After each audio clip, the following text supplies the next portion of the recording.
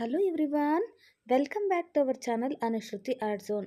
Friends, ಇವತ್ತಿನ ವಿಡಿಯೋದಲ್ಲಿ ನಿಮ್ಮೆಲ್ರಿಗೂ ಕೂಡ ಯೂಸ್ ಆಗುವಂತಹ ಟಿಪ್ಸನ್ನು ನಾನು ಶೇರ್ ಮಾಡ್ತಾ ಇದ್ದೀನಿ. ನೋಡಿ, ನಮ್ಮ ಹತ್ರ ತುಂಬ ಜ್ಯುವೆಲರಿ ಬಾಕ್ಸ್ಗಳಿದ್ದರೆ ಅವುಗಳನ್ನು ನಾವೇನು ಮಾಡ್ತೀವಿ, ಜಾಸ್ತಿ ಇದ್ದವಾಗ ಬಿಸಾಕ್ಬಿಡ್ತೀವಿ ಅಲ್ವಾ.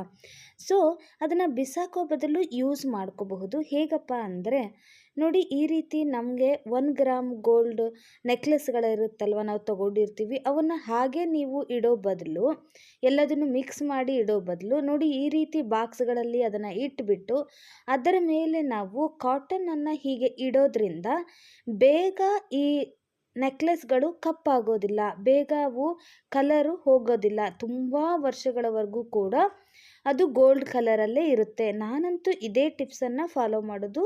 ಸೊ ನಿಮಗೂ ಹೆಲ್ಪ್ ಆಗುತ್ತೆ ಅಂತ ಹೇಳಿ ನಾನು ಇದನ್ನು ತಿಳಿಸ್ತಾ ಇದ್ದೀನಿ. ನೆಕ್ಸ್ಟ್ ಟಿಪ್ ಏನು ಅಂತ ಹೇಳಿ ನೋಡೋಣ. ನೋಡಿ, ಈ ರೀತಿ ಗಮ್ ಟೇಪ್ಗಳನ್ನು ನಾವೇನು ಮಾಡ್ತೀವಿ, ಉಪಯೋಗಿಸಿ ಆದ ನಂತರ ಅದನ್ನು ಹಾಗೆ ಬಿಟ್ಬಿಡ್ತೀವಿ.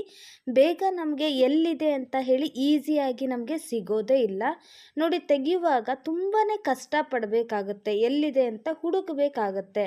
ಸೊ ಅಂಥ ಸಮಯದಲ್ಲಿ ನೀವೇನು ಮಾಡಬೇಕು, ಈ ಗಮ್ ಟೇಪ್ನ ಸ್ವಲ್ಪ ಅದನ್ನು ಬಿಚ್ಕೊಂಡ್ಬಿಟ್ಟು ಅದರ ಮಧ್ಯದಲ್ಲಿ ಒಂದು ಪಿನ್ನು ಅಥವಾ ಹೇರ್ ಪಿನ್ನು ಅಥವಾ ಒಂದು ಪೇಪರ್ನ, ಗಟ್ಟಿಯಾಗಿರುವಂತಹ ಪೇಪರ್ನ, ದಪ್ಪ ಇರುತ್ತಲ್ವ ಆ ರೀತಿ ಪೇಪರು, ಅಥವಾ ನಾನಿಲ್ಲಿ ಸ್ಮಾಲ್ ಸ್ಕೆಚ್ ಪೆನ್ನನ್ನು, ಖಾಲಿಯಾಗಿರುತ್ತಲ್ವ ಆ ಸ್ಕೆಚ್ ಪೆನ್ನನ್ನು ನಾನು ಈ ರೀತಿ ಇಟ್ಟಿದ್ದೀನಿ. ಸೊ ದಟ್ ನಮಗೆ ಈಸಿಯಾಗಿ ಸಿಕ್ಬಿಡುತ್ತೆ, ಇಲ್ಲೇ ತೆಗಿಬೇಕು ಅಂತ ಹೇಳಿ ನಮಗೆ ಗೊತ್ತಾಗ್ಬಿಡುತ್ತೆ. ನೋಡಿ ಎಷ್ಟು ಈಸಿಯಾಗಿ ನಮಗೆ ಸಿಕ್ಬಿಡುತ್ತೆ ಅಂತ ಹೇಳಿ. ಇದೆಲ್ಲೂ ನಿಮಗೆ ಯೂಸ್ ಆಗುತ್ತೆ ಅಂತ ಹೇಳಿ ನಾನು ಶೇರ್ ಮಾಡ್ತಾ ಇದ್ದೀನಿ. ಹಾಗೆಯೇ ನೆಕ್ಸ್ಟ್ ಟಿಪ್ ಏನು ಅಂತ ಹೇಳಿ ನೋಡೋಣ. ನೋಡಿ, ನಾವೆಲ್ಲರೂ ಸೋಪನ್ನು ಯೂಸ್ ಮಾಡಿಬಿಟ್ಟು ಈ ಕವರನ್ನು ಬಿಸಾಡ್ತೀವಿ ಅಲ್ವಾ. ಬಟ್ ಈ ಕವರನ್ನು ಕೂಡ ಬಿಸಾಡೋದು ಬೇಡ.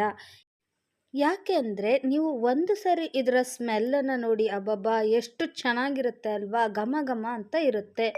ಸೇಮ್ ನಮಗೆ ಪರ್ಫ್ಯೂಮ್ ಎಲ್ಲ ಹಾಕ್ತೀವಲ್ವ, ಆ ರೀತಿ ಸ್ಮೆಲ್ಗಳು ಬರ್ತಾ ಇರುತ್ತೆ. ಸೊ ಇಂಥ ನೀವು ಶೀಟ್ಗಳನ್ನು, ಇಂಥ ಕವರ್ಗಳನ್ನು ಬಿಸಾಕಲೇಬೇಡಿ. ಇದನ್ನು ಬಟ್ಟೆಯ ಮಧ್ಯದಲ್ಲಿ ಹೀಗಿಟ್ಟರೆ ನಿಮ್ಮ ಕಬೋರ್ಡೆಲ್ಲ ಫುಲ್ ಘಮ ಘಮ ಅಂತಿರುತ್ತೆ. ಹಾಗೆ ಬಟ್ಟೆನೂ ಅಷ್ಟೇ ಘಮ ಘಮ ಅಂತಿರುತ್ತೆ, ಬಟ್ಟೆಗಳು ವಾಸನೆ ಬರೋದಿಲ್ಲ. ನೋಡಿ, ಈ ರೀತಿ ಬಟ್ಟೆಯ ಮಧ್ಯದಲ್ಲಿ ನಾವು ಸೋಪಿನ ಕವರ್ ಅಥವಾ ಖಾಲಿಯಾಗಿರುವಂತಹ ಪರ್ಫ್ಯೂಮಿನ ಬಾಟಲ್, ಡಿಯೋಡ್ರೆಂಟ್ ಬಾಟಲ್ಗಳಿರುತ್ತಲ್ವ, ಅವುಗಳನ್ನು ನಾವು ಮಿಡಲ್ನಲ್ಲಿ ಇಡೋದ್ರಿಂದ ಕಬೋರ್ಡೆಲ್ಲ ಫುಲ್ ಸುವಾಸನೆಯಿಂದ ಇರುತ್ತೆ. ಹಾಗೆಯೇ ಇಲ್ಲಿ ಒಂದು ವೇಸ್ಟ್ ಆಗಿರುವಂತಹ, ಹಳೆಯ ಆಗಿರುವಂತಹ ಶರ್ಟನ್ನು ನಾನಿಲ್ಲಿ ತೊಗೊಂಡಿದ್ದೀನಿ. ಇದನ್ನು ಕೂಡ ಹಳೇದಾಯಿತು ಅಂದ ತಕ್ಷಣ ನಾವೇನು ಮಾಡ್ತೀವಿ, ಬಿಸಾಕ್ಬಿಡ್ತೀವಿ ಅಲ್ವಾ. ಸೊ ಬಿಸಾಕಬಾರ್ದು, ಇದನ್ನು ಕೂಡ ನಾವು ಯೂಸ್ ಮಾಡ್ಕೋಬಹುದು. ಹೇಗಪ್ಪ ಅಂದರೆ, ನೋಡಿ, ಶರ್ಟಿನ ತೋಳನ್ನು ನಾನಿಲ್ಲಿ ಕಟ್ ಮಾಡ್ಕೊಳ್ತಾ ಇದ್ದೀನಿ. ಎರಡೂ ಬದಿಯಲ್ಲೂ ನೀವು ಫಸ್ಟು ಸ್ಲೀವ್ಸನ್ನು ಕಟ್ ಮಾಡಿಟ್ಕೊಳ್ಳಿ.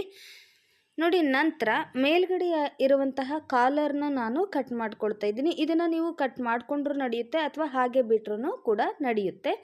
ನಂತರ ನೋಡಿ, ನಾನೇನು ತೋರಿಸ್ತಾ ಇದ್ದೀನಲ್ಲ ಆ ರೀತಿ ನೀವು ಇದನ್ನು ಕಟ್ ಮಾಡ್ಕೊಳ್ಬೇಕಾಗುತ್ತೆ. ಈ ಶೇಪಲ್ಲಿ ಎರಡೂ ಬದಿಯಲ್ಲೂ ಅದೇ ಥರ ಕಟ್ ಮಾಡಿಕೊಂಡು ಇದನ್ನು ನಾನು ಕೈಯಲ್ಲೇ ಸ್ಟಿಚ್ ಮಾಡಿದ್ದೀನಿ. ನೀವೇನಾದರೂ ಮಿಷಿನಲ್ಲಿ ಸ್ಟಿಚ್ ಮಾಡಿದರೆ ತುಂಬ ದಿನಗಳವರೆಗೂ ಕೂಡ ಇದು ಬಾಳಿಕೆಯಲ್ಲಿ ಇರುತ್ತೆ. ನಾನಿಲ್ಲಿ ಕೈಯಲ್ಲೇ ಇದನ್ನು ಹೊಲಿಗೆ ಹಾಕ್ಕೊಂಡಿದ್ದೀನಿ. ನೋಡಿ, ಈ ರೀತಿ ಜಾಯಿಂಟ್ ಮಾಡೋದ್ರಿಂದ ಒಂದು ನಮಗೆ ಬ್ಯಾಗ್ ಥರ ಇದು ರೆಡಿ ಆಗುತ್ತೆ.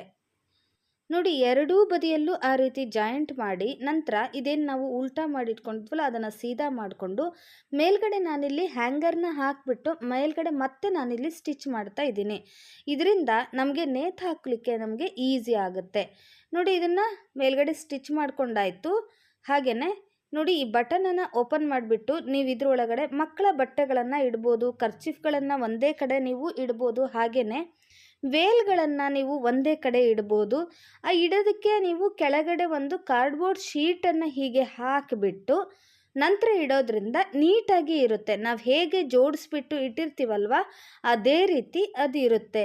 ನಾನು ನಿಮಗೆ ಇಟ್ಟು ಕೂಡ ಇವಾಗ ತೋರಿಸ್ತೀನಿ. ನೋಡಿ, ಈ ರೀತಿ ನೀಟಾಗಿ ನಾವು ಆರ್ಗನೈಸ್ ಮಾಡ್ಬೋದು.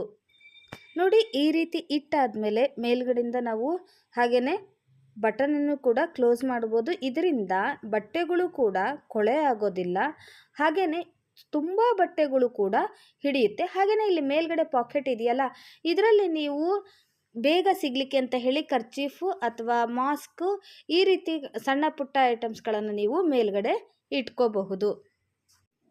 ಓಕೆ ಫ್ರೆಂಡ್ಸ್, ನಿಮ್ಮೆಲ್ರಿಗೂ ಈ ಟಿಪ್ಸ್ಗಳು ಯೂಸ್ ಆಗುತ್ತೆ ಅಂತ ಹೇಳಿ ನಾನು ಭಾವಿಸ್ತೀನಿ.